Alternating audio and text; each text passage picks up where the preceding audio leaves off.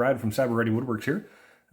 In the last video, I finished milling up a bunch of Purple Heart and some curly bird's eye maple and walnut and a little bit of maple, because those are going to be my grandparents' walking canes, or walking sticks as they like to call them. So today is going to be, I've got them out of the clamps, all the blanks are all done up and dried. And I'm going to start by carving out the handles into the rough shape. So I went to the CNC this morning and I just quickly cranked out just a template that I can transfer over. Fits nicely within the palm of the hand, where they got big hands and little hands. I could probably make it just a little bit bigger, but we'll see once I get the template on. I'm going to hold this for a little bit longer and see. But I still got to mill up or finish milling the actual blocks for the handles. But so my grandmother's is going to be Purple Heart. And I got it sandwiched with some maple. And then my grandfather's is going to have this curly bird's eye maple. I don't know how well you can see that, but I promise you it's gorgeous. And I've got a strip of walnut in the middle. There we go. Just working with lighting. Still figuring out videos. But yeah, so I'm going to mill up the handles. And then depending on where we're at, I might start spinning a couple parts on the lathe. So follow along and let's see what we come up with today. Cheers. So the next day I got all the blanks out of the clamps. Here you can see me just checking grain orientation to make sure that I've got the best possible figure with that curly bird's eye maple for my grandfather's walking stick. And now I'm just taking the little template that I made to trace that out so I know where I need to cut with the bandsaw. You'll also see that before I cut everything out on the bandsaw that I've taken the time to just where the handle will meet the actual shaft of the walking stick. I marked that out for drilling over at the drill press just to make my life easier, where everything's nice and square before I start cutting things out.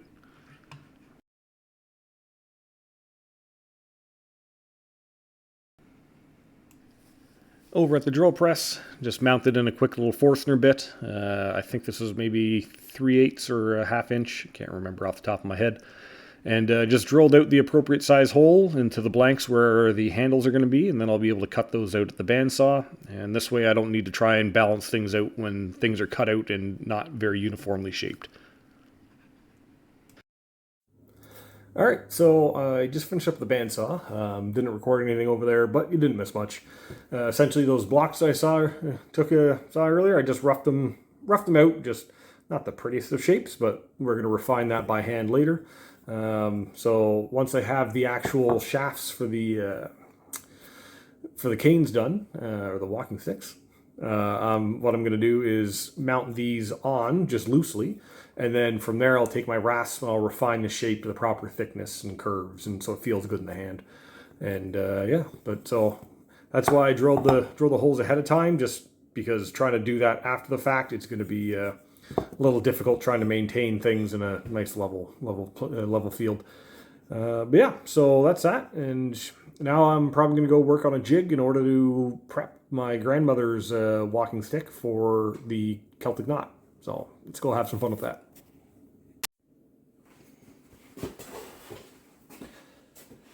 Alright, so I've got my grandmother's walking stick milled up, currently a 2" by 2" by about 33 inches or so.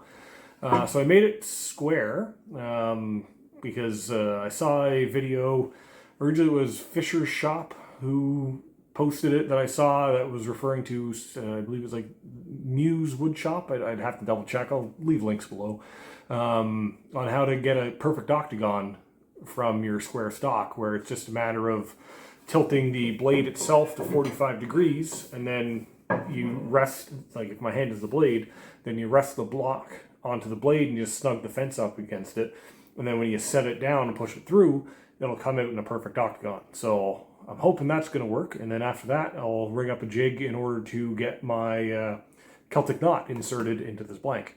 So let's see how this goes.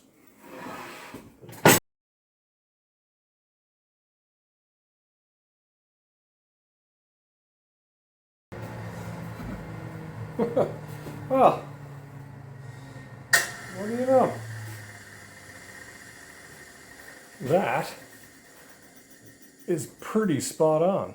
I'm sure it might be off by like a millimeter or so, if that, on certain angles, but that is nicely shaped. Now that's going to make myself or make things a little bit easier when I put in the wood for the Celtic knots, because I'll number them 1 through 8, and then I'll be able to know which side I'm working on. So this way I don't have any in the wrong orientation. All right, now let's start getting on a jig so I can actually start putting that Celtic knot in.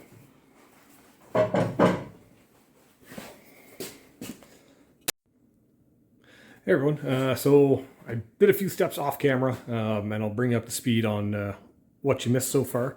Let's turn you around. So I rigged up this nice little angled jig in order to cut in my Celtic knots, or at least the slots that'll make the Celtic knots. So I rigged that up. It's probably about 18 degrees or so. Nothing too substantial, but so I got that done. And then I've got the inserts for it all cut out, and they're the same width as my dado stack over here, so that's going to work. And then the first cut, I was a little nervous how it was going to go. Always a little nervous trying something new the first time, but I got it in there. Looks like it should work. It's gluing up there, and then once that's done, I'll trim up the excess, and then I'll do the other side, and hopefully that'll make something look rather nice. Yeah, but I think it's going to turn out well. After that, we'll have the handle up top here, and then the rest of it will be all tapered down on the lathe. So all I got to do now is let that stuff dry, and then once that's inserts dry, take it to the bandsaw, clean up the edges, sand the sides a little bit so it's smooth, flip it over, and put the insert on the other side. So that should be fun, and yeah, we'll check back in a little bit once it's dry. Cheers. So here I had not actually recorded the carving of my grandmother's walking stick, so you're just going to have to accept the movie magic here, and with a quick little blink, the shaft itself is complete.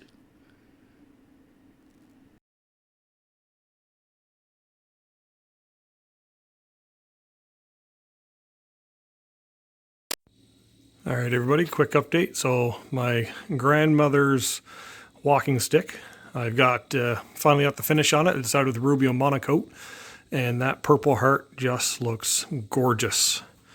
The Celtic knot complements it nicely. And now that's just drying in the one of my dog holes, because it just fits perfectly. Excuse the mess everywhere. It's a little chaotic here in the shop. Got multiple things going on. But yeah, just gorgeous. So unlike my grandmother's walking stick, I had not forgotten to press record on my grandfather's this time when I had it on the lathe. So I was going to originally make the barley twist sort of separate and then mount it onto the curly bird's eye once I have it all spun. But it wasn't really going to quite work out, and the easiest option was actually just to mount the maple and the walnut together. And then this way I can ensure that I have a smooth, straight seam between the two pieces as they go. I just merely cut out a small hole and a corresponding dowel to fit the two together, and they just went together nice and smooth, and we're good to go with that.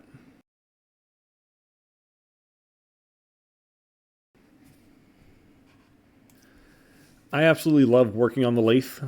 There's just something mesmerizing about the piece of wood just spinning in front of you, and as you move your chisels around, just seeing the chips flying everywhere and being able to watch the wood just carve in front of your eyes in real time it's just a fantastic feeling if you've never had the time or the ability to work on a lathe.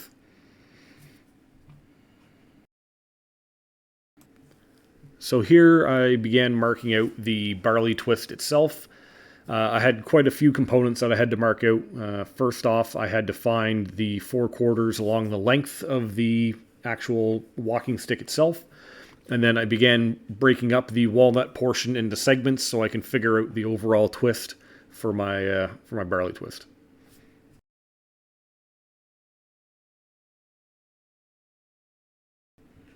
Once I had the barley twist all marked out, I then took my pencil and then began marking my lines so I can then break that down and begin marking out the twist portion itself.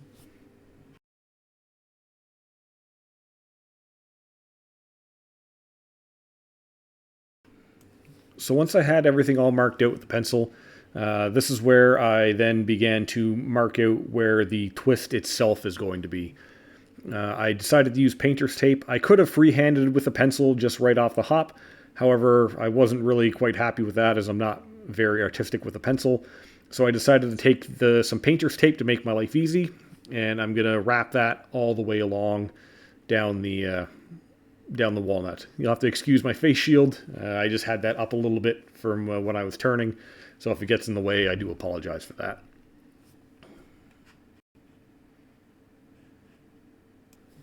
Once I had all the tape on along the side that I'm going to be cutting the barley twist, I then took a pencil and just followed the tape along. This way I could have a nice uniform twist all the way along. And once this is done, I rinse and repeat for the second part of the twist. To make my life easy, I took one of my saws and I began cutting along the pencil line for the twist. This way my chisels will be able to follow along quite nicely.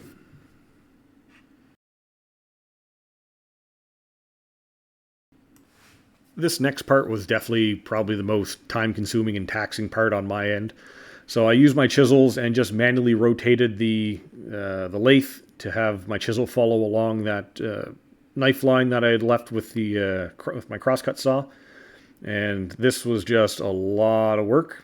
There's probably easier ways to do it, but I got it done.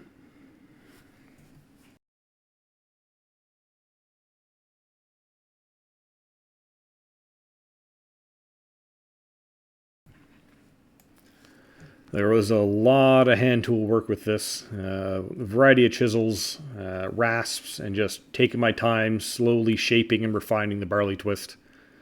There's definitely other ways to do this, but this ultimately worked for me for my first attempt. I learned a lot doing this and would probably do things a little differently in the future, but for the most part, this turned out beautifully, and I could not be happier with how my first attempt at a barley twist had turned out. So after what felt like an absolute eternity, I finally had the barley twist all roughed out, and then I can turn my attention towards actually smoothing and shaping the bottom part of the walking stick.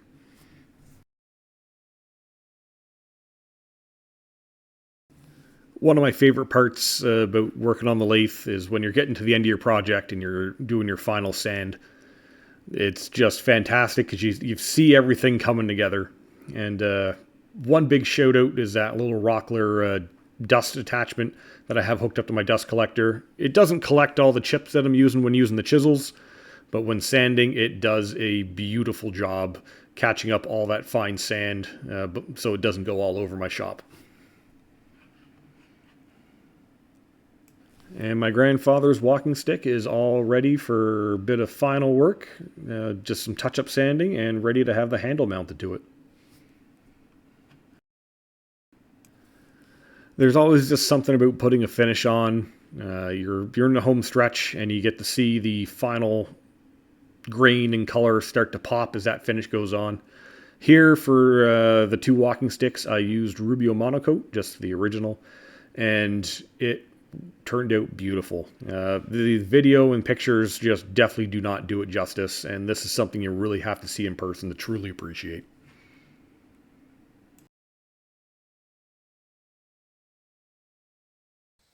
Hey everyone, so this concludes the end of my videos in making my grandparents' walking sticks. So this is my grandmother's final finished result. Beautiful purple heart for the body and the handle. I sandwiched a little bit of maple in the handle just to help tie it together, and made this wonderful maple Celtic knot that goes all the way around. And first time doing that, and I think the results came out wonderful. So I'm really happy with that. And I know she's not one to really use walking sticks, but I feel that she'll probably change her opinion on them once she receives this tomorrow. So really happy with this. but as beautiful as this one is, I think the pièce de résistance is my grandfather's. So this is the one I made for my grandfather. When he asked me to make this a couple months back, he didn't have any ideas in mind, no designs, no nothing.